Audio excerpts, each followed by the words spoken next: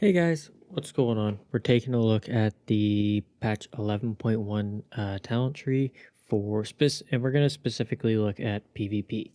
Um, Originally, I was going to do this on the PTR, but the PTR is currently down and I don't know exactly when it's going to come back up. I think it should be sometime this week, so I will have another video of looking at it later on. But for now, we're just going to quickly look at the talents, go over what's gone and what got buffed and nerfed and stuff like that, and what potentially the builds might look like. So, to start off with, we'll look at what has disappeared. So, the first thing is Ancestral Guidance. As you can see here on the left hand side of the tree, Ancestral Guidance is gone. This was a pretty big button for enhancement specifically because when you ascended and bursted, or if you played Elementalist, you primordial waved and lightning bolted, it was a big heal. So when you comboed that, you didn't really have to worry about losing your HP or dropping below 80% all the time, right? While it was active, you were healing quite a lot. So now that it's missing, it kind of does suck. Although they did buff Healing Stream, which does make Healing Stream a bit more viable in a sense, but it's never going to replace Ancestral Guidance. Now, from what I know, they have not removed Vampiric Embrace from Shadow Priest or Nature's Vigil from Druid. So why they chose to do it to Shamans, not exactly sure. They said it was very strong and hard to balance. And at the same time, it's kind of like, okay. So in the end, Blizzard's word is final. So it does suck. It's a pretty big hit. But maybe Healing Stream might actually do something now. Who knows? Who knows? Maybe they'll buff it even more. I mean, Healing Stream is still kind of in use right now. It doesn't do nearly as much healing as possibly could, but they did double its healing, so it might actually be worth dropping on cooldown. But again, we'll see based on testing whenever that happens. On to the next one that got removed, and this is a PvP talent. You'll notice that Ride the Lightning is no longer here. For those storm build lovers or storm strike spamming guys, it's gone.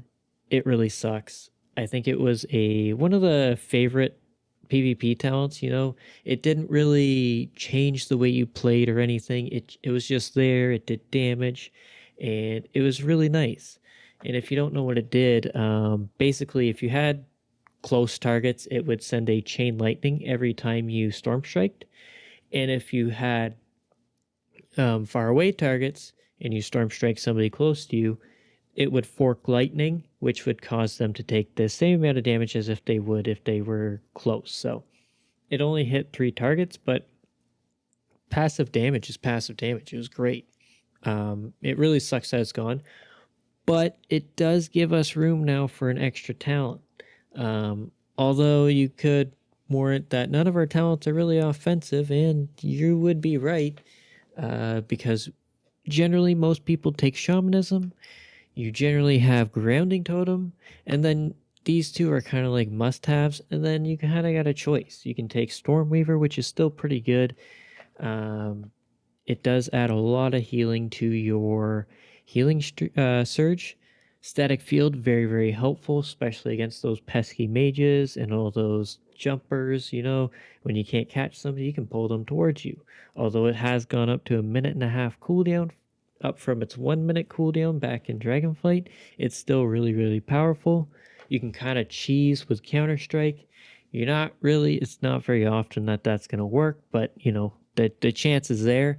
Or you can take Burrow and go full defense. So, yeah, I would really like to see them change Unleash Shield for Enhance. Right now, it's super niche on certain maps, but honestly, it's not even that useful. Electrocute, this needs an overhaul, like either massive damage increase or just change the way it works.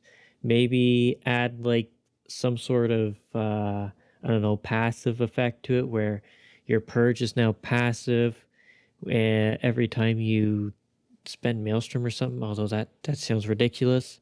That actually sounds really overpowered. Whenever you lightning bolt, you purge an ability. Probably not that, but maybe add something to it to make it more effective. The damage isn't really there, so maybe increase it even more to benefit from it, or increase, I don't know, make it give you a shield or something when you purge an ability, something like that. Maybe add a bit of a defensive to it as well as the offensive. I don't know. I just feel like it's super lackluster right now. I don't think anybody ever really takes this because the other ones are just way too powerful. But yeah, Ride the Lightning, gone. Unfortunate. Maybe they bring something different back. Who knows? The PTR is not over yet. We still got another 2 weeks. But let's get on to builds. So our tier set is really weird this season. 2 set, every time you deal damage, you have a chance to gain a winning streak, increasing the damage of Doom Winds, Lava Lash, and Storm Strike.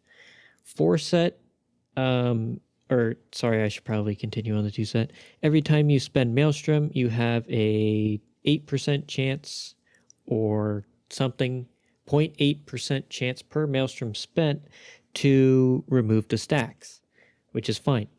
4 set, whenever winning streak is removed, you gain Doom Winds for 4 seconds. On top of that, every time Doom Winds deals damage, it increases the damage of your next Crash Lightning by, I think it's now 15% per hit, stacking up to like 100%. And then baseline, it increases the damage Crash Lightning deals by, I think, 100% right now. So the tier set is really working behind Doom Winds and Crash Lightning. This is pretty good, but recently we've seen a lot of nerfs to Wind Fury and a lot of nerfs to Crash Lightning, I believe, as well as some to Maelstrom spenders like Chain Lightning, and I think there was a couple to Lightning Bolt and Tempest, but I'm not sure. For the build, I feel like the 2 are definitely still very close. You can still go with your niche storm where you ascend and blow somebody up. I personally prefer running with deeply rooted elements, so I'll be trying that out as soon as I can, seeing how it does. But ascendance, using on-use ascendance does make it a bit more predictable, right? So 2 minutes is up, he's got ascendance, save your CC, right? So we'll have to see and play it by ear of how it goes. The biggest outlier is going to be Feral Spirits. Right now, Feral Spirits is really weird. In PvE, they're not even using it apparently. But right now, if you just run baseline Spirits, you get 15% physical damage. If you go down to Elemental Spirits, you gain 10% element damage and 10% physical damage. This is still pretty good. It does buff Doom Winds and Wind Fury quite a bit, so it would be useful. Although, currently, Feral Spirits has a 75% reduction on its benefit. So it would only be giving you 2.5% damage increase. Unless they change that, I don't see Feral Spirits being all that effective, other than generating Maelstrom, but supposedly our Maelstrom is not supposed to be very effective right now. So this is the big question of what is their plan with Feral Spirits, and what kind of modifiers are they going to keep on it, and how are they going to change that? So it's still up in the air of what it is going to be like. Onto the brand new thing, which is Primordial Wave and Primordial Storm. Currently, Primordial Storm in PvE is doing quite a lot of damage, and I have not seen any PvP modifier towards it. So in a cleave scenario, like if you're fighting Ret Warrior or something like that, I think Primordial Storm could blow up pretty good. Primordial Storm is going to go insane in that form of comp. But again, we haven't seen any PvP modifiers, so it's hard to say. But yeah, Crash Lightning is going to be baseline because it works into the tier set. Right now, Crash Lightning is hitting quite hard in PvE, so it'll be nice to see if it keeps that same energy in PvP. And then you just want to run Converging Storm as well, just because you're Crash Lightning, you might as well run some extra benefits to Storm Strike. But this would kind of be the PvE, or not PvE, the PvP build. I'd probably go with Elemental Assault more than Legacy of the Frost Witch, maybe 1-1. Reason being is because Feral Spirits is nerfed in PvP. It might not be very effective. We'll have to see. This is similar to what they're running in PvE as well, apparently, so we'll have to see. But this is running a full Storm. And I personally think you could either run Stormbringer or Totemic. I don't think it matters. I think it's all personal choice. They're both very, very powerful. They nerfed the Imbuement Mastery, so Wind Fury is not as powerful in Totemic as it was. It used to be 15% bonus damage. Now it's only 8%. So don't be too scared to just choose the one that you want to play. Honestly, if anything, I think Stormbringer might become stronger just due to its defensive value with Nature's Protection, as well as Lightning Conduit giving you movement speed or Electroshock giving you movement speed. So we'll have to see how things play out. Again, I haven't tested any of this yet, so I will have another video up. The other build is going to be all about Lash. So it's going to look something like this, where we take all the Lash talents. I think that's it, right? Yep. So we take all the Lash talents, you take the usual, and then you could run Ascendance as well. It's hard to say, but it would look very similar. But Lavalash has recently seen a lot of nerfs to it, so it's very tough to say whether or not it's going to be just as powerful as it is right now. But if you are to run this build, you do want to run Totemic, just because you want to make use of Lively Totems, Reactivity, and your Earth Surge. And Reactivity does work with Earth Surge now at a 50% effectiveness. So apparently, we'll have to see. But yeah, and as you can see, Pulse Capacitor was 25%, now it's 18%. So they're really hitting Totemic hard with its raw damage. But I think they did the same with Stormbringer as well. Other talents you could run, Voltic Blaze is kind of on the edge. It is half, so if you run Totemic, you could take it, but the Earth Power from Whirling Elements did get nerfed in half recently in 11.5, so, or 11.0.5, whatever it is. So it's not as effective. But again, this is all just theory right now. Until I can go whack up Target Dummy and see what PvP modifiers are being applied to everything, I'm not too certain on the build of what's going to happen, but it could look very similar to the two I just showed. We'll have to see. But as for its power level ranking, probably about similar to what it is right now.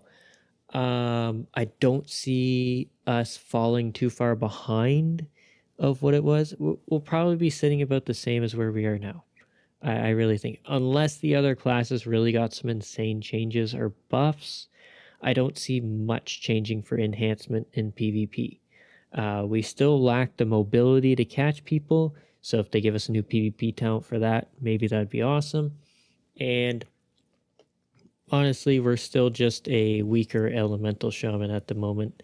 So we do bring the niche Super Burst with Ascendance and stuff, but at the same time, so does Elemental. So it's really hard to say. It really is.